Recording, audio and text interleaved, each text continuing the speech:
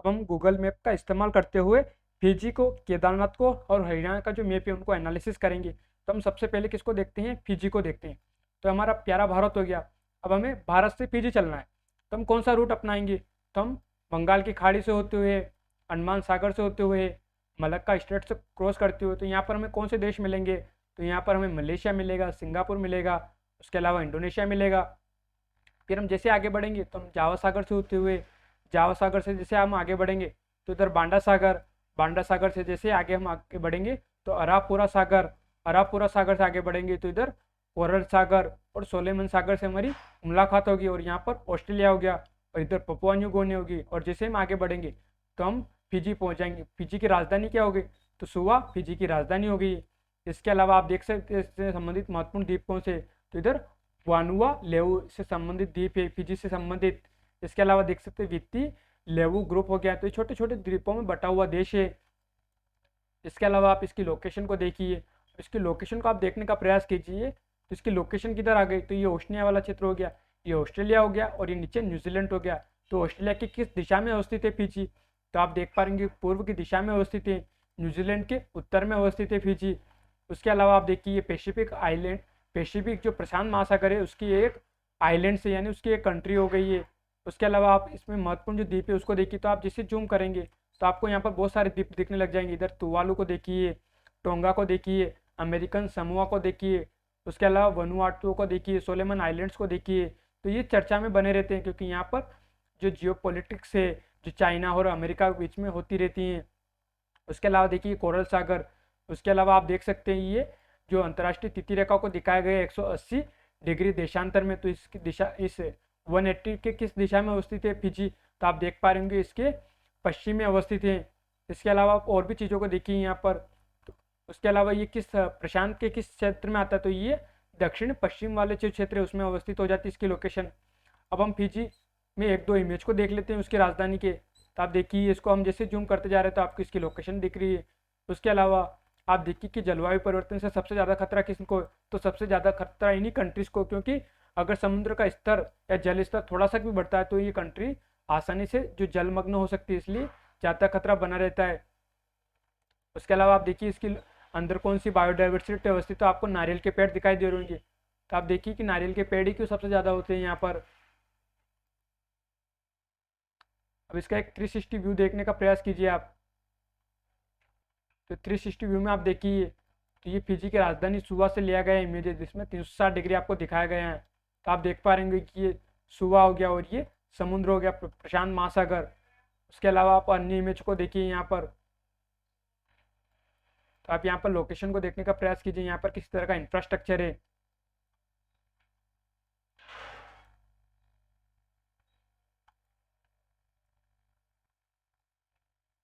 यहाँ पर आप देख सकते हैं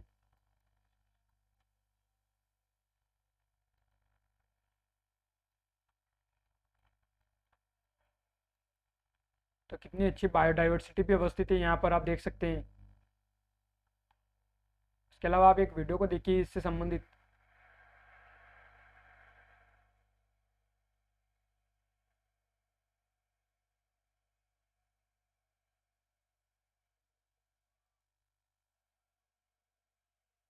अब आप देखिए अगर मान लीजिए कि प्रशांत महासागर में जो जल स्तर थोड़ा सा भी बढ़ता है तो आप देख सकते हैं कि उसका कितना बड़ा प्रभाव हो सकता है। अब आप घरों को देखिए उनसे कितना दूर है पानी, उसको देखने का प्रयास कीजिए आप।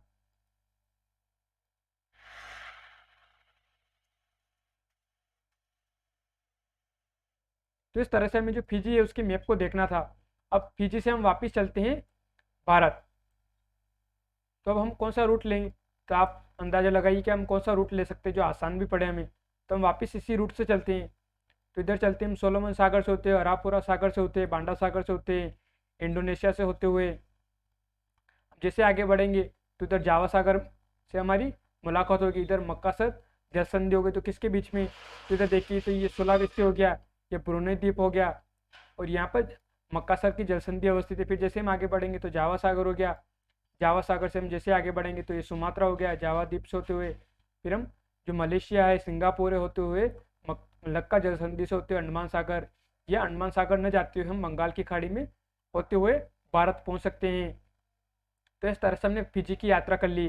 अब हम देखते हैं जो हरियाणा है उसके मैप को देखते हैं हम। तो आप चलिए हरियाणा पे, तो हरियाणा की सीमा को देखिए, तो इधर राजस्थान से इसकी सीमा लग रही है, इधर उत्तर में पंजाब से लग रही है, इधर यूपी से इसकी सीमा लग रही है।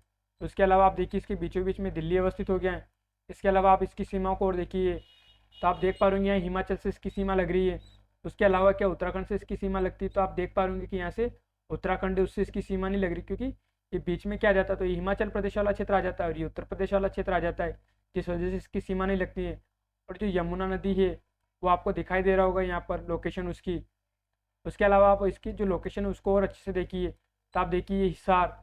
उसके अलावा इसकी महत्वपूर्ण सिटी को देखिए, तो ये रोहतक हो गई, ये पानीपत हो गया, है करनाल हो गया, कुरुक्षेत्र। उसके अलावा पटियाला, अंबाला।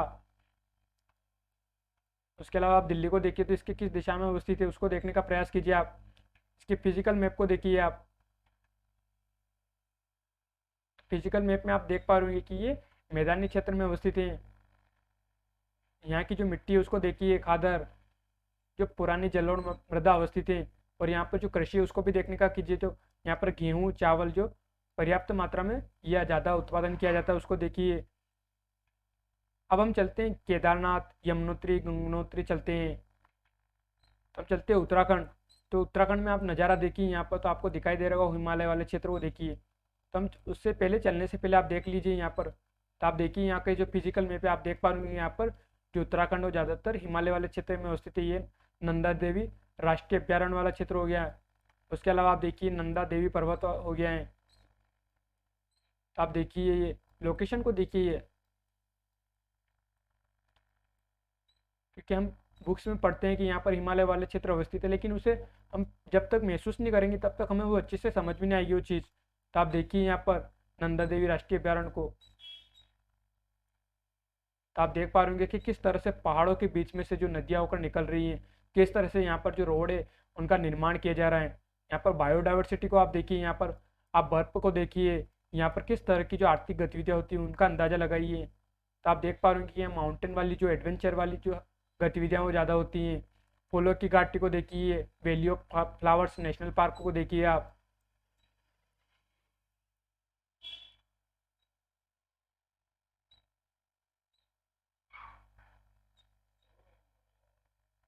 अब आप बद्रीनाथ पे आइए, तो बद्रीनाथ की लोकेशन को देखिए आप।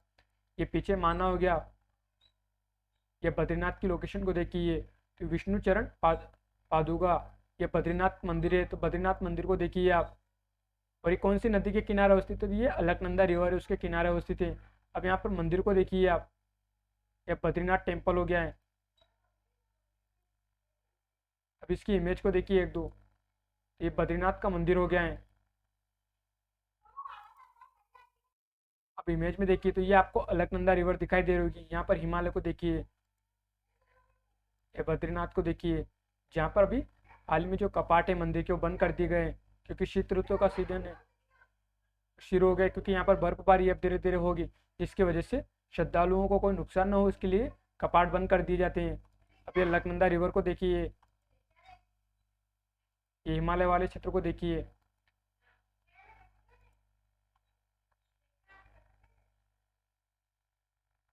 तो इस तरह से आप देखिए।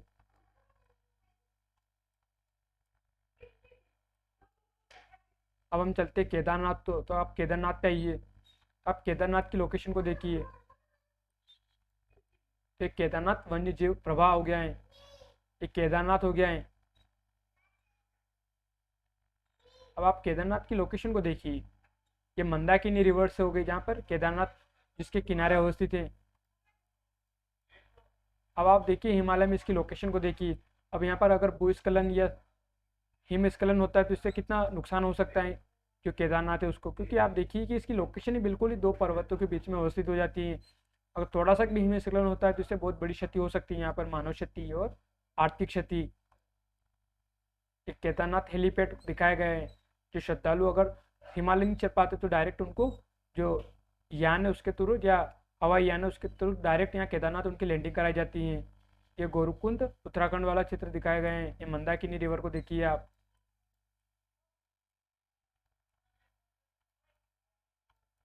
तो इस तरह से भी आप इसको घूमने जाइए तो आपको अच्छे से यहाँ का अनुभव होगा। केदारनाथ टेम्पल को देखिए, तो केदारनाथ टेम्पल एलिवेट को दिखाया गया है यहाँ पर। यहाँ पर मंदिर को देखिए आप केदारनाथ के, तो हिमालय की वादियों में अवस्थित है। ये किस तरह से जो श्रद्धालु होते हैं उनको लैंड कराया जाता है, तो उसका इमेज दिखाया गया है।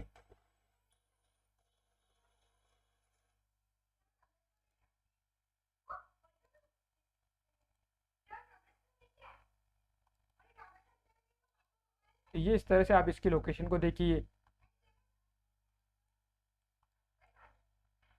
अब हम गंगोत्री को देखते हैं। अब आप गंगोत्री को देखिए, तो आप गंगोत्री की लोकेशन को देखने का प्रयास कीजिए। तो ये गंगोत्री के मैप दिखाए गए हैं, जहाँ से भागीरथी नदी निकलती है, फिर आगे हम उसको गंगा कहते हैं।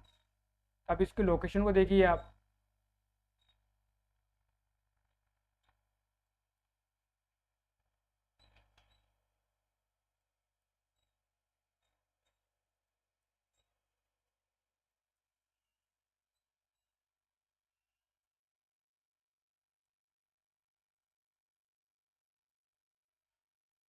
ये गंगोत्री धाम को दिखाया गया है यहाँ पर, आप देखिए।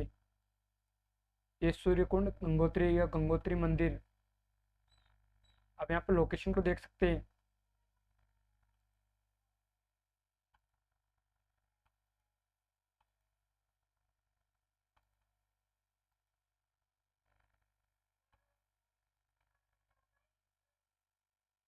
यहाँ 360 व्यू को देखने का प्रयास कीजिए आप। ये गंगोत्री मंदिर हुआ।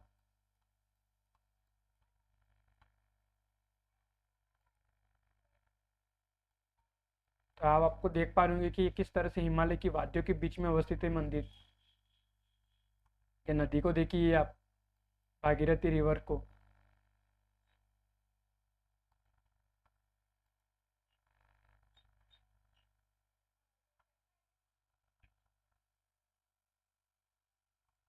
अब हम यमुनोत्री को देखते हैं। ये हरिद्वार हो गया है। तो ये यमुनोत्री को दिखाया गया है, यमुनोत्री धाम। तो इसकी लोकेशन को देखिए आप, यमुनोत्री को। यमुनोत्री टेम्पल, ये गंगोत्री हो गया है, ये केदारनाथ हो गया, बद्रीनाथ हो गया है, ये उत्तरकाशी हो गया है, ये यमुना रिवर्स हो गई है। अब हम इसको जूम करके और देखते हैं यमुनोत्री के बारे में। यमुनोत्री जहाँ से जो यमुना रिवर है वो निकलती है, आप देखिए यमुना नदी को देखिए। ये भैरवा मंदिर, ये यमुना नदी। आप देखिए कि किस तरह से आपको जो यहाँ का व्यू है वो दिखाई दे रहा होगा।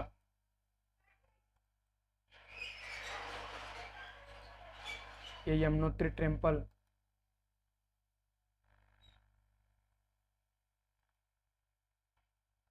तो आप देखिए इसके नज़ारे को देखिए, तो ये किस तरह से यमुना नदी निकल रही है, और ये यमुनोत्री जो मंदिर है वो अवस्थित है। इसको पास से देखिए आप। ये यमुना नदी को देखिए आप।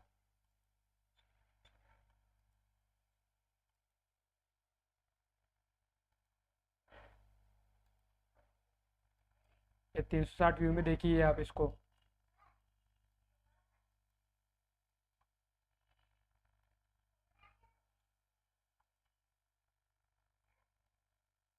तो ये यमुनोत्री का जो दृश्य वो दिखाया गया है यहाँ पर। तो इस तरह से जो हमें लोकेशन देखनी थी, ताकि हम गूगल मैप को अगर रोज़ाना इस्तेमाल करते रहेंगे तो हमें जो लोकेशन है वो लंबे समय तक याद रह सकेगी और समझ में भी अच्छे से आएगा। तो जो हमारे जो एनालिसिस है या जो कंट्री को हमने देखा वो यही समाप्त करते हैं। धन्यवाद।